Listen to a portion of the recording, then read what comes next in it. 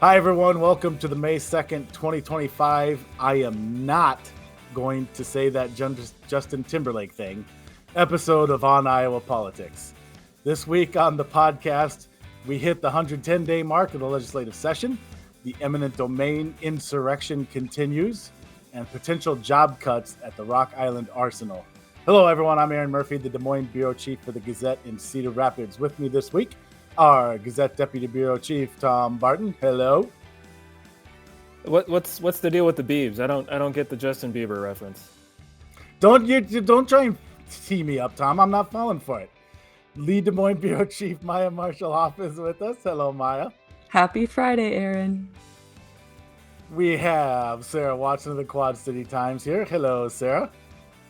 Hello, and I think you said Justin Timberlake reference? Yeah, also I said Timberlake, not Bieber. Oh, my bad. Wrong Justin. I don't know it either, though. I'm not falling for it, guys. Jared McNett of the Sioux City Journal is with us. Hello, Jared. It's gonna be...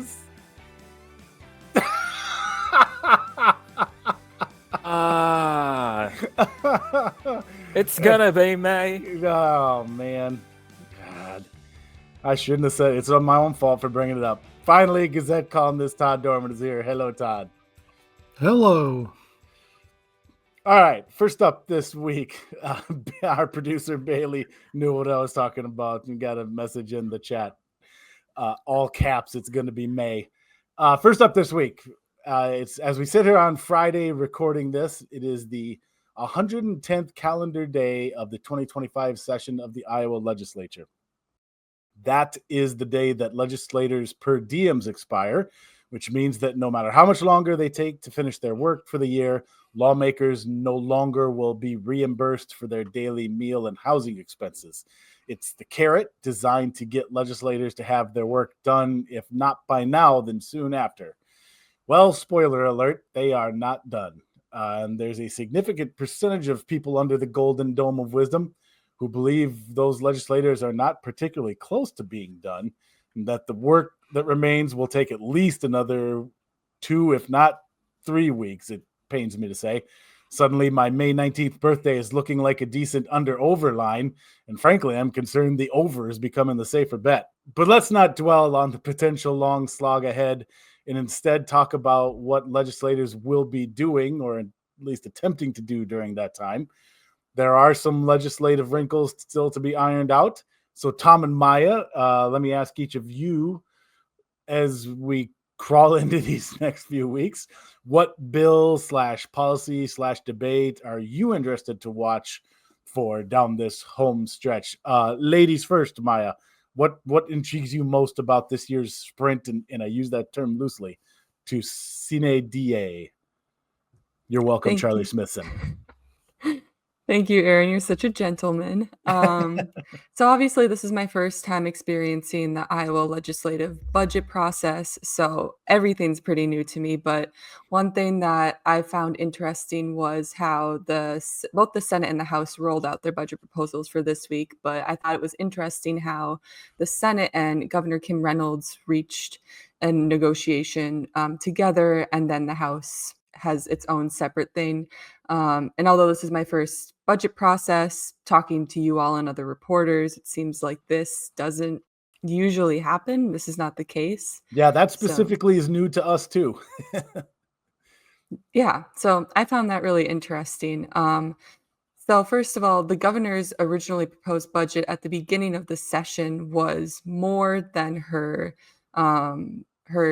deal with the Senate and also the House's proposal. I believe that hers and the Senate's projected spending amount is $9.4 billion or $9.417 billion, which is down from her original proposal of $9.433 billion. And then the House is about, geez Louise. Well, there's a $36 million difference between the two, which is a lot of money, but in terms of the billions of dollars. $9+ billion, yeah. Yeah, 9+ billion. Yeah. Right. And from talking to folks this week, it seems like, at least on the House side, from what people have been telling us, is that the main sticking points are $14 million for paraeducator pay, and then $25 million for nursing home rebasing. And, that's just kind of interesting. That's what House Speaker Pat Grassley said yesterday when talking to reporters. It's what the chair of the House Appropriations Committee, Representative Gary Moore of Bettendorf, told me yesterday after the Appropriations Committee. But the interesting thing was this morning after we put out our story on end of session, kind of what's left. Yesterday, Governor Kim Reynolds put out a statement saying it's not what the paraeducator pay that's the holdup. That could still be up in negotiations. That could still be folded in. It's not that. It's other things and other parts of the budget and just overall spending. So I don't know. I just thought that was really interesting. Those are both good ones, and I'm glad you mentioned that press release this morning, because I was struck by that one too. That was really interesting. The governor felt strong enough about the comments that were made to us from legislators about the budget process and the negotiations and sticking points, all that you described there, that she felt compelled to respond to that specifically. That's also pretty unusual. I can't remember the last time the governor issued a statement about end of session budget negotiations in the middle of said negotiations. There's just a lot of fascinating stuff happening right now around that. All right, Tom, what's must-see TV for you as we look ahead to the coming days and weeks? Yeah, what's really been interesting to me, shameless plug, watch for Erin's story later this weekend on this issue. We had a dozen lawmakers, either on Wednesday or Thursday earlier this week, say that they will oppose any budget bill in order to force a vote on eminent domain bills that House Republicans have sent over to the Senate that have stalled and haven't gone anywhere. This is, I think, the fourth year in a row that we've seen efforts from House Republicans to try and do something related to eminent domain and these proposed carbon capture projects in the state that would use eminent domain to construct those pipelines. And year after year, we see that issue get stalled in the Senate. And now, this is kind of the first year that we're actually seeing Senate Republicans, members of the GOP caucus in the Senate, really kind of take up this issue and press leadership to get something going there. And I'm sure there'll be more to talk about there. And to your point, I just want to drive home for people, 12 people signed that letter. So 34 Senate Republicans minus 12 is, I'm not a math expert, but that's fewer than 25 and the number of votes you need to pass a budget bill. So that's a big deal. Yeah. But to go back to what Mile was talking about, it's really been interesting and kind of eye-opening to see the swiping going on back and forth by Republicans, House Republicans against Senate Republicans, and the governor reaching their budget compromise. Again, the governor this morning feeling the need to respond and kind of swipe back at some of the things that were said by House Republicans yesterday, including kind of, at least for Iowa Capitol Press reporters, kind of like an oh snap moment from House Speaker Pat Grassley's gaggle with reporters over budget negotiations yesterday. And I was not there for the gaggle. So Erin, I will throw this to you to describe what happened there. Yeah, this was fascinating. And by the way, and this was responding to comments Reynolds had made earlier in the week when she went on a local radio show here and talked about this and was somewhat critical of the budget proposals by House Republicans. So we were in that kind of discussion, and again specifically on the para pay raises, and House Speaker Pat Grassley was answering a question about that, and the background here is he was essentially saying that, look, this was an agreement we reached last year to do 2 years of this $14 million to increase teacher aide salaries and pay. And when we reached that agreement last year, we told the schools that you would get 2 years of this. And so he's saying that's kind of a promise in agreement that was made among the lawmakers and the governor, and then the promise that was made to the schools. And that's the key element here. And he put a new wrinkle on Republicans calling back to the last time that the state had to cut education spending, which was under Democratic leadership. And so when Pat Grassley said, look, this was a promise we made to schools, and we're not going to go back on that promise, that's a sort of Chet Culver kind of thing to do, referring to the former Democratic governor Chet Culver. So this is the Republican Iowa House Speaker saying that proposals from other Republicans in the building are akin to the wildly unpopular actions, in their view, of a former Democratic governor. So that, like you said, that was an oh snap moment, if ever you'll get one at the Iowa Capitol. Sorry, go ahead, Jared.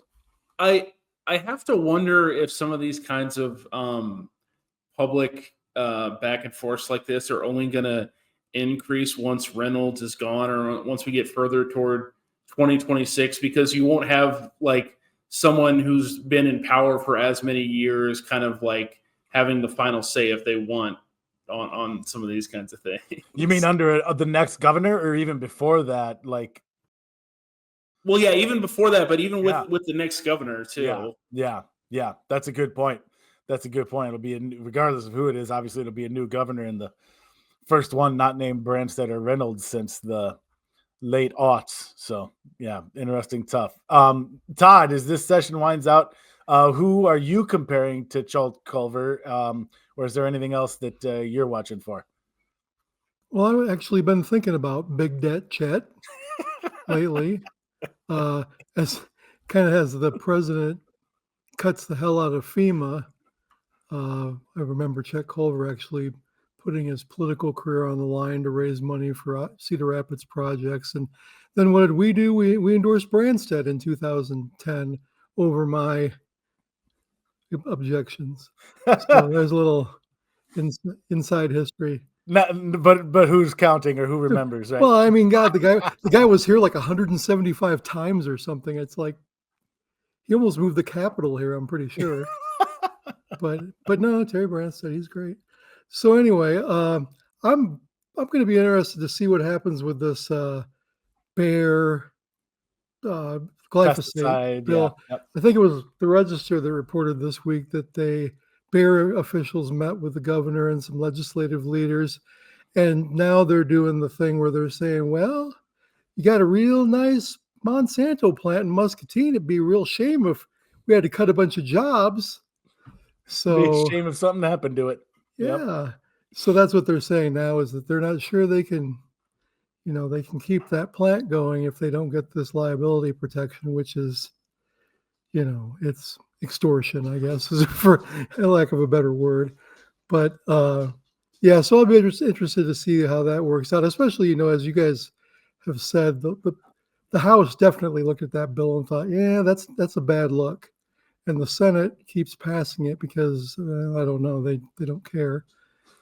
I guess Mike Busolo. He's been kind of the point guy on that, hasn't he? I think. Yeah. Yep. Okay. This will be, if he manages to get this passed and kills the eminent domain stuff coming over from the House, which he has been sort of the undertaker on that issue a few times. That's really going to launch his gubernatorial candidacy into the stratosphere. I think there's no beating him then. So yeah, it's going to be interesting. The Monsanto bill is something that people understand too. They're like, okay, if I get this makes me sick, I should be able to sue. Yeah. Regardless of what your label says. And I think that, I don't know that anyone's ever pulled it, but I bet it's really unpopular. That's a good question. I don't think it has been. Yeah, Mike Busolo from Ankeny sort of took lead on that especially this year. I think that was a Jeff Edler bill in past sessions, and Senator Edler has retired. And to that, that's another good one, Todd. And we asked Speaker Grassley about that one too, because obviously the ball is in their court, as you said, on this. And it was kind of interesting. I mean, he didn't rule it out by any stretch of the imagination. He said they'll still talk about it and we'll see effectively, but also kind of said, like, I just don't at this point see it moving. It was very, it didn't sound like that meeting with Speaker Grassley went as well as I assume Bayer wanted it to. Tom, or I guess, sorry, Tom, you went there. Maya, is that fair to say based on what you heard from the speaker? Yeah. He kind of brought up the thing that was brought up after the second funnel deadline is he just isn't sure if the votes in the Republican caucus are there. And while it's not totally out of the picture, it's just not, there's not a certain pathway for it through the rest of the session. Yeah, he probably doesn't want to kill any of the horses that he has to trade, so he'll probably just hold on to that and see if he needs it. Don't throw a bargaining chip in the trash right now. Yeah. And the only other thing I'll add to this, then we'll move on, was one of the other interesting responses I feel like we got from Speaker Grassley during that gaggle on Thursday was when we asked him about some of the governor's priority bills that are still being dealt with. The energy bill is out there, unemployment, insurance, childcare, and man, I did it again, Maya. I can always remember 3 and not 4. What's the fourth one? Rural healthcare? Rural healthcare, and I feel like that's always the one too. Shame on me. Governor Perry? Yeah, right. Oops. So anyways, many of her big legislative priorities still need work to get back to her desk. And again, he didn't say they're not going to happen, but made very clear that the priority right now is the budget negotiations and the budget bills, and that is the focus of House Republicans. I mean, he didn't use the word sole focus, but I mean, made it again very clear that that was step one right now, and all those other things come next. So that was kind of fascinating, and it makes you wonder. I guess that would be my answer. I'll be interested to see how many of those bills do get to the finish line and get back to the governor's desk. I had heard that they were going to not bring everybody back until they had budget stuff worked out. Is that you? Have you heard that, or?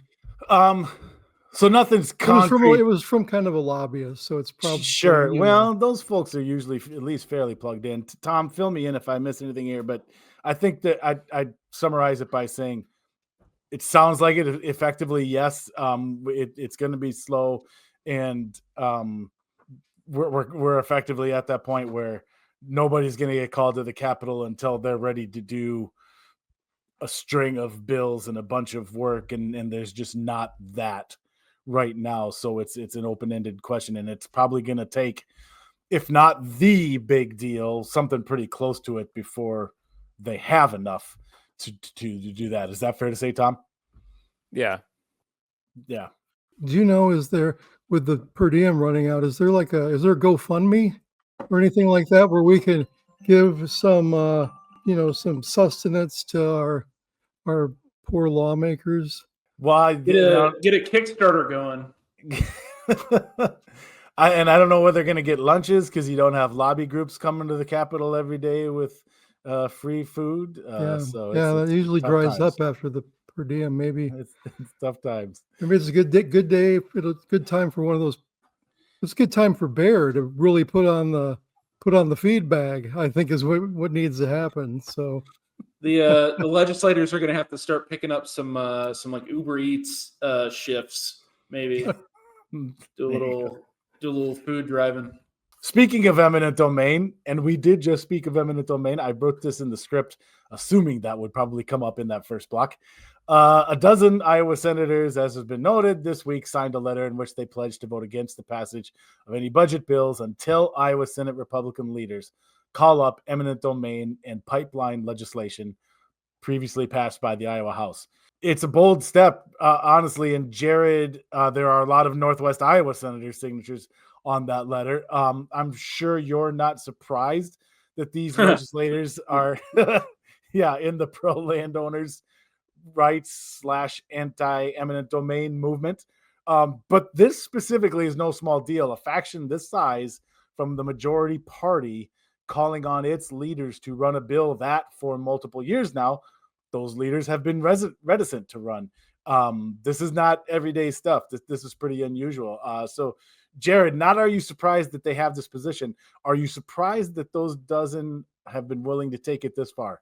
Well, I guess the first thing is they've said they're willing to take it this far, which is a different thing than actually taking it this far. I'll be curious to see if the front keeps up and for That's how a long great it actually point. keeps up. The threat of this isn't out of the blue, at least for the ones I can speak to, including the Northwest Iowa legislators, or even some of the folks over in the Mason City area who I have familiarity with too from working at the Globe Gazette.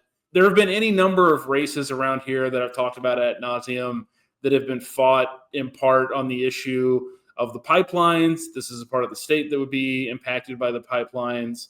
And I feel like you can only, if you're a senator from this part of the state who's heard about this issue plenty, you can only see it happen so many times where legislation on this goes through the House and then makes its way to the Senate and then just kind of dies on the vine before you maybe actually feel motivated to do something about it.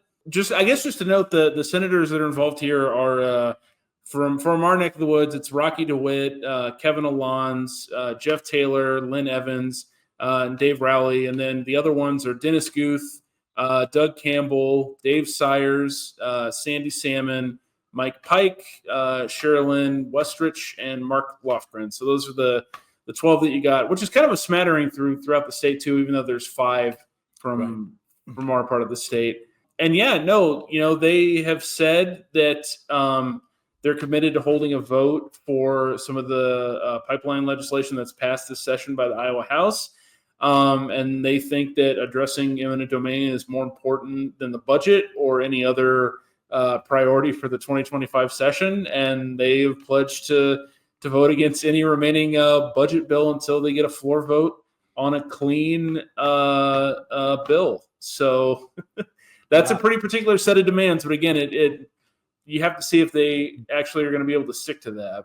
Yeah.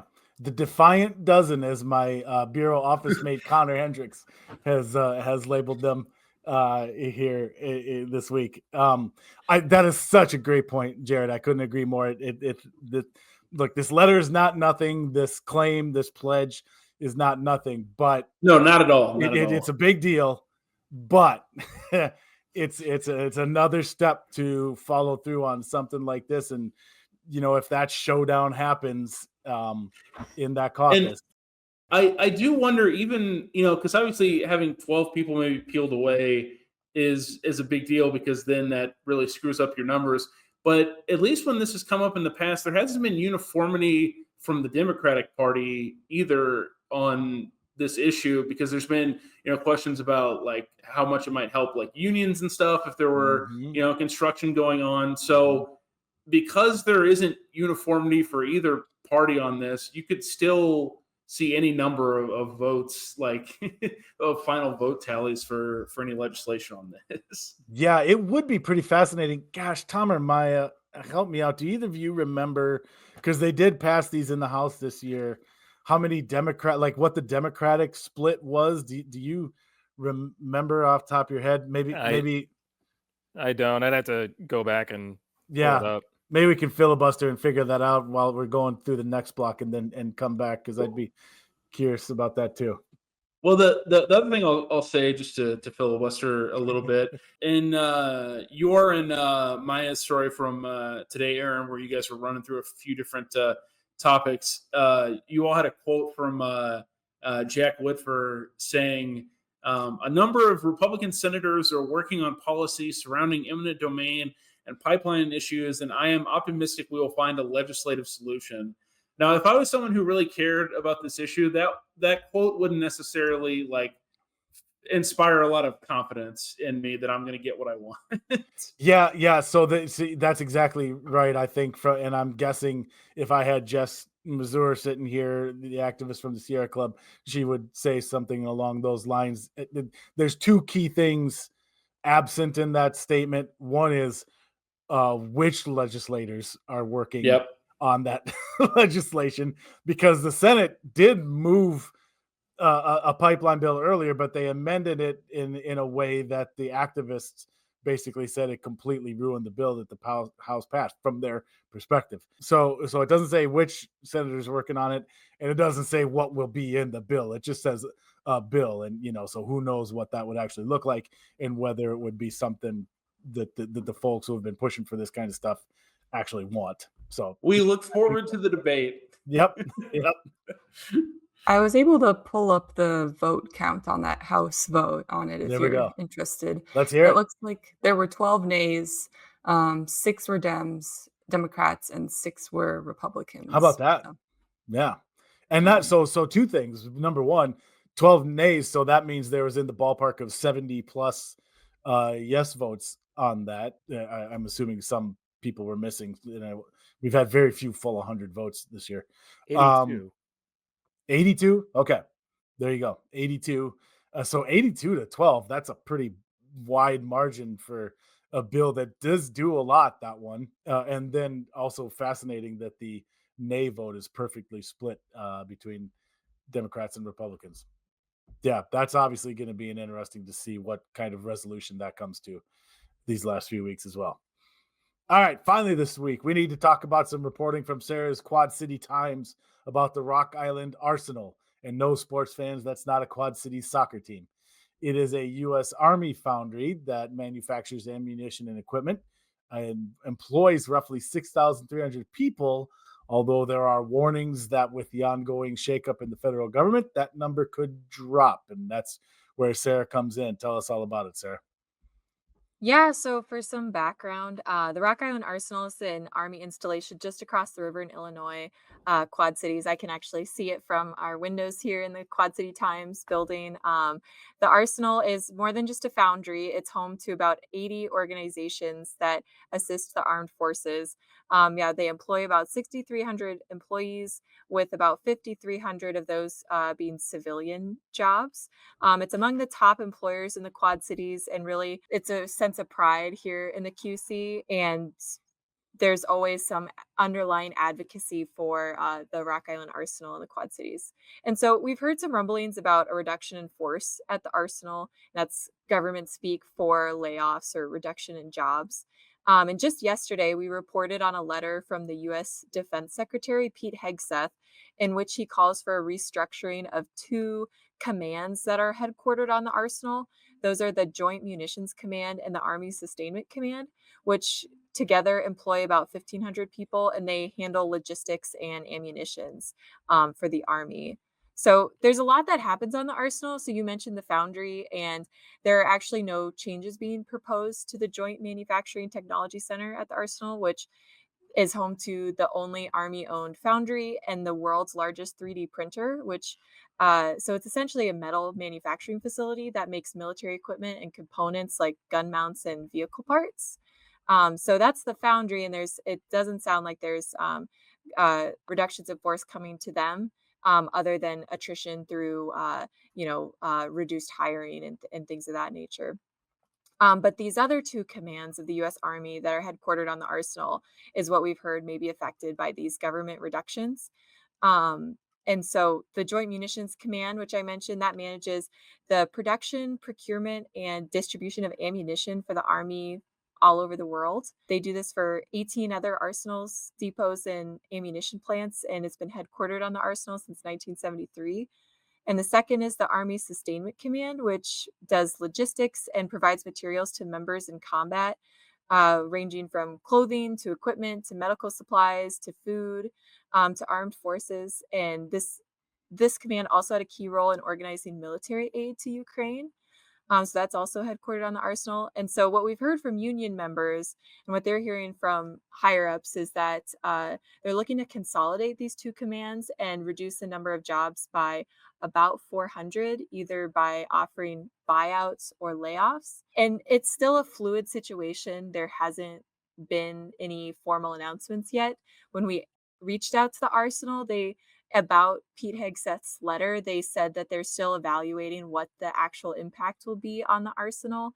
And the letter did not spell out like a specific number of jobs, but that is just what the union members had heard. And so this all set off some frantic advocacy from Iowa and Illinois lawmakers. Earlier in April, 4 lawmakers, including U.S. Senator from Iowa, Chuck Grassley, Illinois' 2 senators, and our Illinois U.S. rep that represents the Arsenal, Eric Sorensen, they all signed on to a letter to an Army secretary just emphasizing the importance of the arsenal to military readiness and to the Quad Cities community, and requested a briefing on potential command and personnel changes. And then after our reporting, in which some national labor leaders had come in and they held a hearing, and these union leaders from the arsenal had expressed some real concern about the risk of hundreds of job losses at the arsenal. So after we reported on that, then Marionette Miller Meeks on the Iowa side, she was not an initial signatory on the letter, but issued a news release of her own with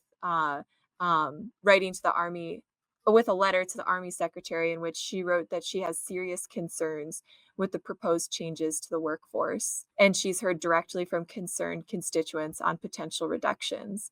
And so she says in her letter that changes or reductions in force would be a net negative to our nation's defense overall. This base is a significant weapons manufacturing arsenal for our military, and its role has been amplified with the recent depletion of our armaments.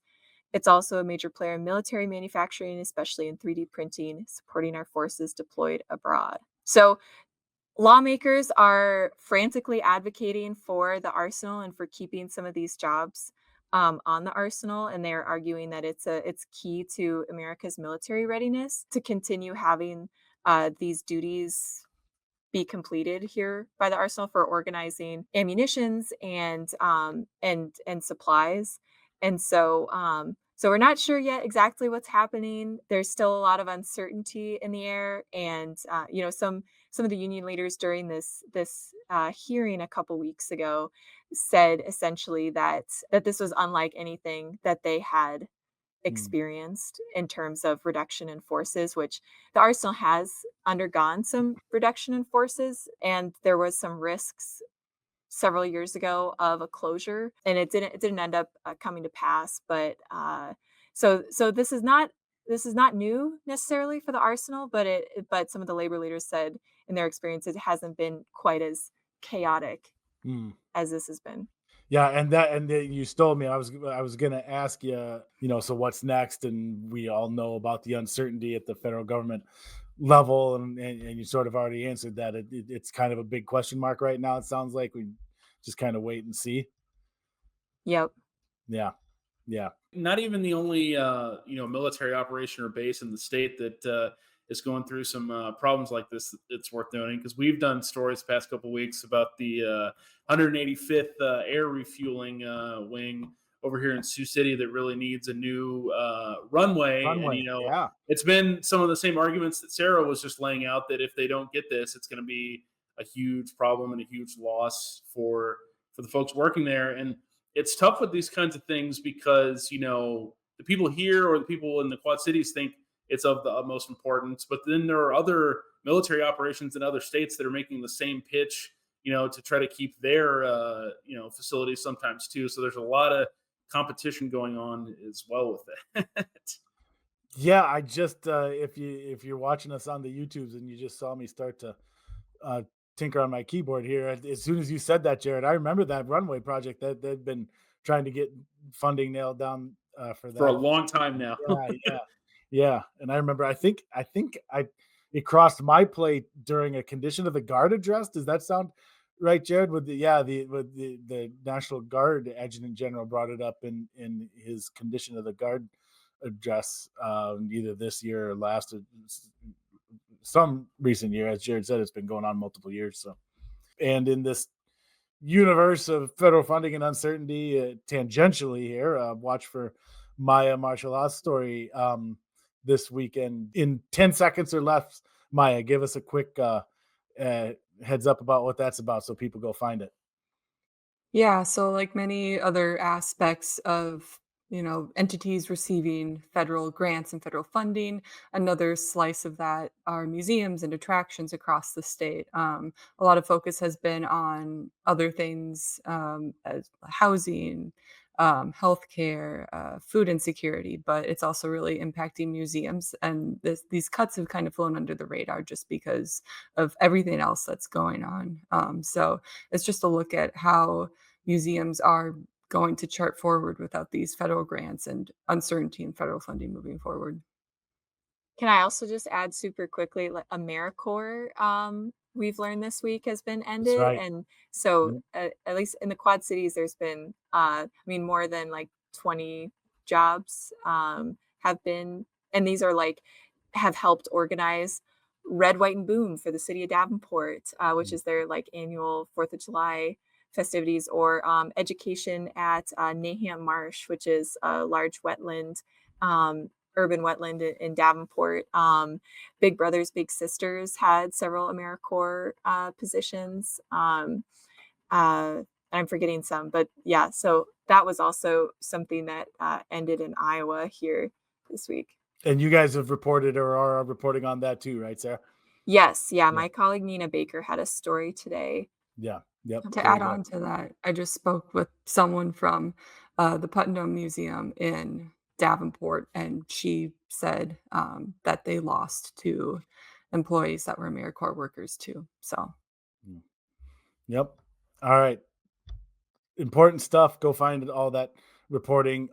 Maya, it was important stuff, but that was way longer than 10 seconds. So I'm sorry to tell you, we'll cut that out of your time on next week's episode. But that'll do it for this episode of Iowa Politics. If you're not already, please subscribe to us on your streaming service of choice or on YouTube, where you should also smash that like button.